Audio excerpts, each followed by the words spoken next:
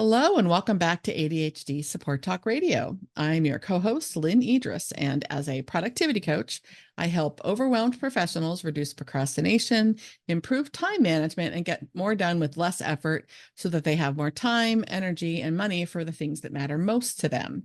As a woman with ADHD myself, I've been there. I've done that. I've come out the other side, so to speak, most days anyway. I've gone from living that constant state of chaos and overwhelm and underperformance that we all know far too well to live a life of more success and fulfillment than I once dreamed was possible. And I believe that every one of you can share your own version of success yourselves. You can learn more about me and what I do at www.coachingadvantages.com. And today, the founder and my co-host of ADHD Support Talk, Tara McGillicuddy, is here with me. And we are going to talk about a really important and timely topic as we're recording this in just a moment. But welcome back, Tara. Go ahead and introduce yourself and tell our listeners where they can learn more about you. Happy New Year. Happy 2024.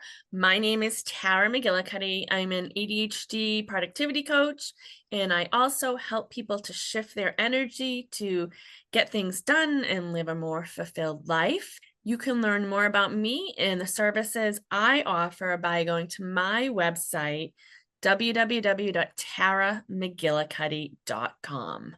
Awesome.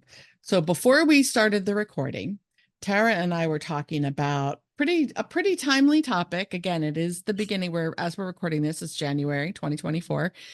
And there's a lot of buzz, of course, as there always is at the beginning of a new year, kind of everywhere about goals and New Year's resolutions and new me, new changes, all of that stuff. So we were talking about the differences between and similarities between certain words and certain kind of concepts related to goals and resolutions and all of that fun stuff. Where would you like to start, Tara? You want to just jump in?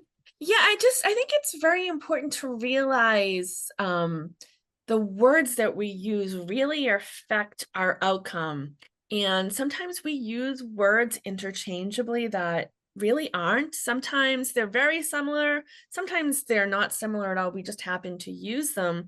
And then there's different energy, different connotations with the words we use. Like you and I might use the same words that have the same definition in the dictionary, but say for you it's a more positive word, for me it's a more negative word, has negative energy associated with it. Absolutely. So that's to really, I think, pay attention to, especially in the beginning of the new year. I mean, anytime, but this is a great time to pay attention to it.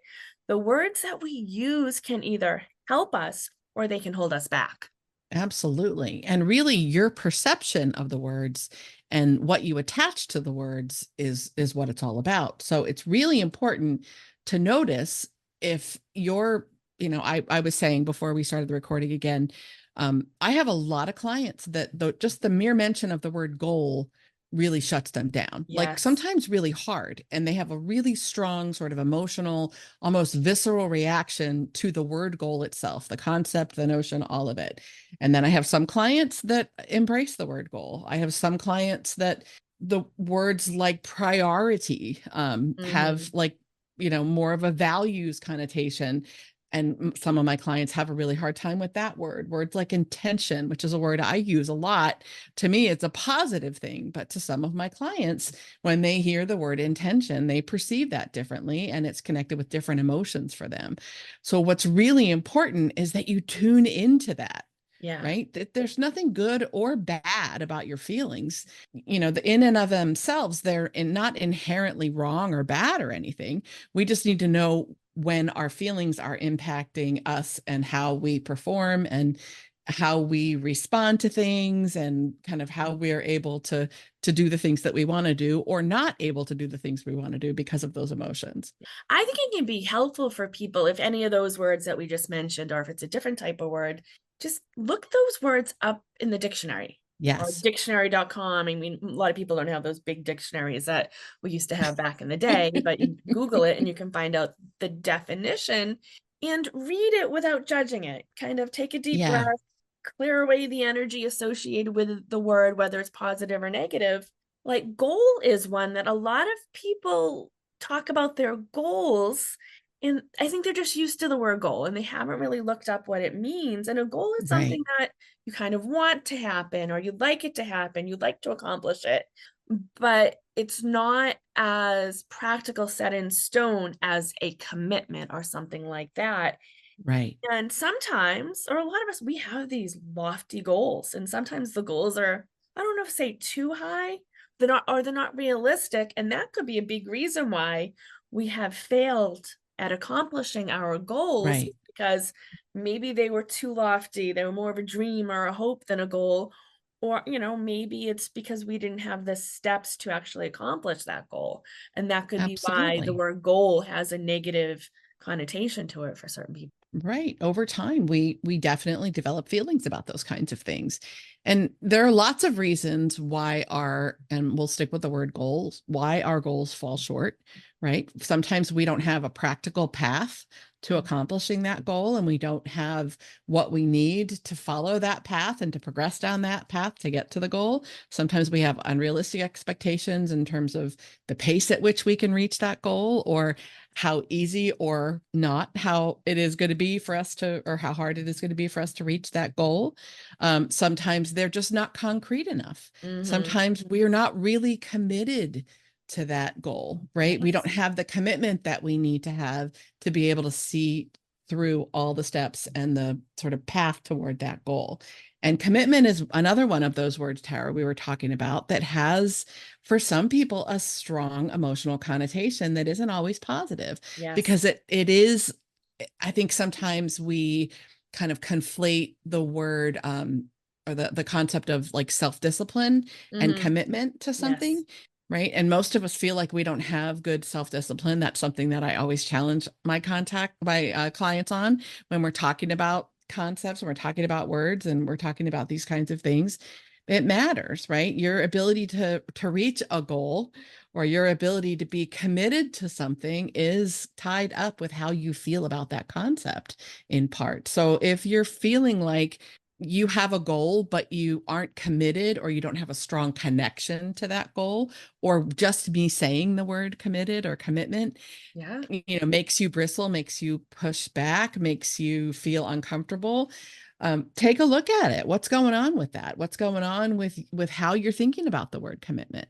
And if you found that one of those words or a different word has that negative connotation to it, yeah, you can, reprogram your brain type of thing. But you could also just use a different terminology for the thing Exactly. you'd like to accomplish, the thing you'd like to get done. I mean, I Right. know in my action groups, I don't really use the word commitment or goal or anything, but I have people, over the next 30 minutes, what is it you will do? And let's just get really concrete, really practical for the next 30 or so minutes. I will scrub my toilet. I will, wash my kitchen floor. I will answer 5 emails. So maybe it can be as simple as that, where you're not even using the label. Right. You're just setting out what is it you're going to do either right now or, in the next week or whenever it is. Just get really clear instead of labeling it as a goal, as a commitment, as a, whatever it is. Absolutely. A goal is simply something you want to accomplish, or something you want to intend.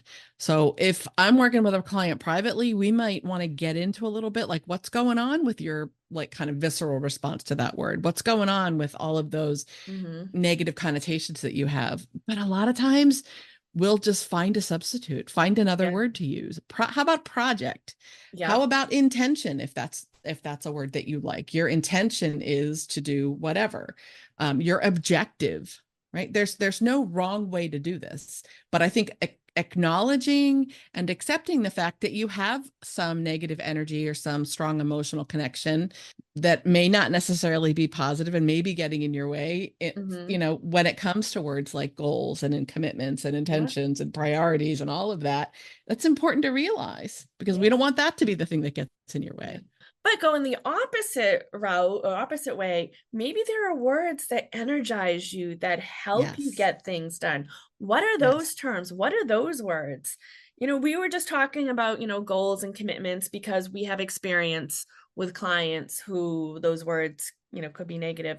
But maybe the word goal excites you, or maybe the word inspiration excites you, whatever it is, think about that. That might be something to not only focus on what's holding you back, but what are the words that energize you, that help you get more done? I mean, some people, love the word, what are you passionate about? What inspires Right. you? Motivation, I think, is one that in the ADHD community can go either way. But Absolutely. yeah, so those are things to pay Absolutely. attention to. But, what are your words? What are the words that ignite your fire? That's important to look at, right? So pay attention to that. Hmm. I personally, the word when people say like, what are you passionate about? Hmm. That's a hard one for me. I kind of Yeah. bristle about that one because I have ADHD. Yep. I either have a lot of passions Hmm. or I don't have passions that last very Yes. long, or I get distracted from my Yep. passions or I move from passion to passion. So I always felt like this makes me think back to like when my kids were in high school and, all the guidance counselors are, they're doing their assemblies on Yes. career track and all that. And they're talking to the kids about find the thing that you're passionate about. Yeah. And then, your journey will follow or whatever. And I always sort of want to put my finger down my throat a little bit, but, that's really hard for a lot of us Yes. because if you have ADHD, what your passion, using my quotey fingers, you can't see what your passion is right now might be different than what your Yeah. passion is next week, And right? you could So be passionate about something, and it can be negative too. Like you could be absolutely, something can really piss you absolutely, off and you can be passionate about it. absolutely. So that's when, especially with ADHD, we can get down that rabbit Yeah. hole with things. And I can be passionate about something, but it may not be for the good. Absolutely. That's a really good point. So Mhm. really tuning into how you feel, what kind of responses Yeah. certain words have for you. And I do like what you're saying, Tara, about find the words that work for you, find the words that motivate you, find the words that inspire you, Mhm. find the words that kind of propel you forward Yes. and make some swaps, but Yeah. do it consciously, right? If you Yeah. like inspire, if you like commitment, if you like intention, if you like um I don't know, passion. I'm trying to think of some other words. Of course, Hmm. the ADHD recall isn't always what we want it to Yep. be. I'm trying to think of other words. Anything come to mind for you that would be helpful for our listeners to kind of connect with or I just think it's more about the actual thing you want to do or get things done. yeah. I Yes. think that's when I go back to, it doesn't have to have Yes. a label. You don't have to label a commitment, Yep. goal, project. It can be, I am going to exercise. I'm going to focus on my health. I'm going to focus on making more money, or I'm going to Right. earn $500 today, whatever it is. I think tapping more into the energy of the thing you'd like to get done, the thing you want to get done, and how you connect to that on an emotional and an energetic level also. I think that's huge. And if you can connect that to your values, if you can dig at why that matters to you, Hmm. how you're going to benefit from it, how it's going to bring something that is a positive thing that you value in your life, like how it may improve others' lives or how it may give you more freedom or, whatever that is for you. But digging at your why is really Yes, important. yes, And it's that's something we essential. do a lot of in coaching is helping our clients connect with at a deeper level, like, why does this thing matter? Yes, Yeah. we all want to be healthy. Yes, lots of us want to exercise more. Lots of us want to eat better. We start the new year with these kinds of, again, the word goals or resolutions or whatever they Yeah. are. But when we don't really connect with the why, Hmm. deep down, why it matters and what it's going to give us, like Yeah. what we're working toward, then, a lot of times that's part of what holds us back. Yes. It's very important. A lot of times we're just doing it because everyone else is, or we Hmm. should, or whatever, Right. but I think that's really connecting with why is it important to you, and connecting, going back to the words with the different connotations. Hmm. If there's a word that's positive for you, great. If there's a word that's negative, it has that energy attached to it, that's okay. You don't have to judge it. That's your experience in life. Right. So you don't have to fight it and beat yourself up over that, but just kind of be aware of how it's impacting you. Absolutely. Absolutely. One of the things that I work with my clients on when we're talking about the why, and I'm sure you've heard this, you've done this, Tara, and there are different like things that we call it. But one of the things that I will often refer to when I'm coaching clients on doing this themselves, getting to their kind of deeper why, is sometimes we'll call it the 5 whys. Mhm. So ask yourself, why does this matter? You pick the thing you're working toward. Why does this matter? And then whatever that answer is, you ask yourself again, okay, well, why does that matter? And what you're looking for is why it matters to you in terms of what's important to you and your values. Most of the time, when you go 5 or sometimes 6 or sometimes 7 whys deep, you get to that core value stuff. You get to the real raw emotion. You get to your values. And I always tell my clients, like, you want to feel that in your gut. You want goosebumps. You want the hair on the back of your neck to stand up. You want a lump in your throat. You want to feel that emotion. Then you can play with, how can I keep bringing myself back to that deeper why?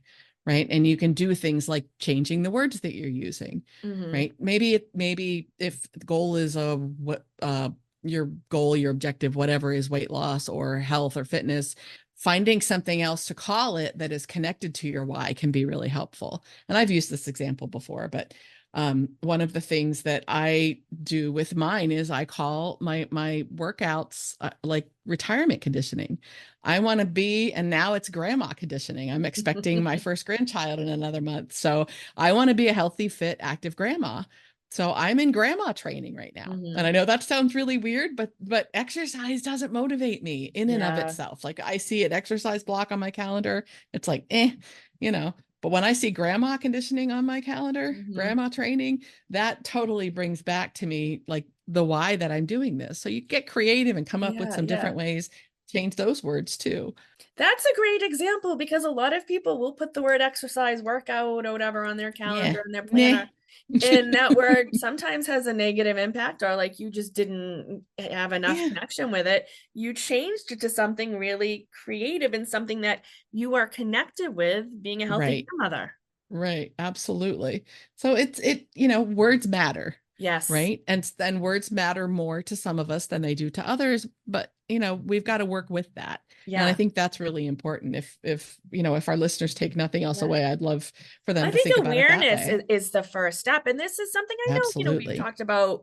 I talk about words a lot. I think you and I have talked about the basic concept before, but I think it's really essential to bring it up, especially as we're recording this in the new year. Mhm. And maybe, that the importance of it. It's okay if you have that negative Yeah, it's not a association bad with thing. certain words. If that's going to hold you back, knowing that can hold you back, and you just use a different word, or you work on destigmatizing that word if that's even important to you to do that. But just the awareness is key. It is. That's where it all starts, right? With so Yes. many of the things that we need to improve, that we want to improve, it starts with awareness. And then acceptance, right? Yes. It's Yes. okay if you Yeah. don't like the word goal, Yeah. right? I mean, You I know, hate the word homework because I didn't do well in school. Um, and like I will not use that. If I lead a group, I will just never call it homework. I might call it an assignment. I might call it, what something, this is what you yep. do, but I just won't use that word homework. Yeah. And I other call it people field use it, work and with it my and it clients. helps them. So that's something Right. to really, I'm aware of it and I found a way to work around it. I use a different word. Absolutely. And it all means the same and gets you to the same place. That's the Yes. bottom line, right? So there's nothing wrong with how you feel about a word. There's nothing wrong with how you feel about a concept. There's Yes. nothing wrong with how you feel about anything, really. Emotions in and of themselves are neither inherently good nor bad. It's what Mhm. we choose to do with those emotions that either, positively affect us or negatively affect us. So pay attention, right? Pay attention to how you feel, pay attention to how you respond, tuning into that, becoming more aware, and then making some different choices, I think is really important. Anything else you wanted to leave our listeners with, Tara? No, I just think this is a great topic that we brought this up, especially in the beginning of the new year, and people can kind of start off fresh, Mm-hmm. reboot, whatever, as we're recording it, it's the middle towards the end of January, and it's never too late to start your New Year's resolutions. And I always joke that I celebrate the Lunar New Year instead of the real New, not the real New Year, because that's usually the end of January or beginning Right. February, but it's never too late.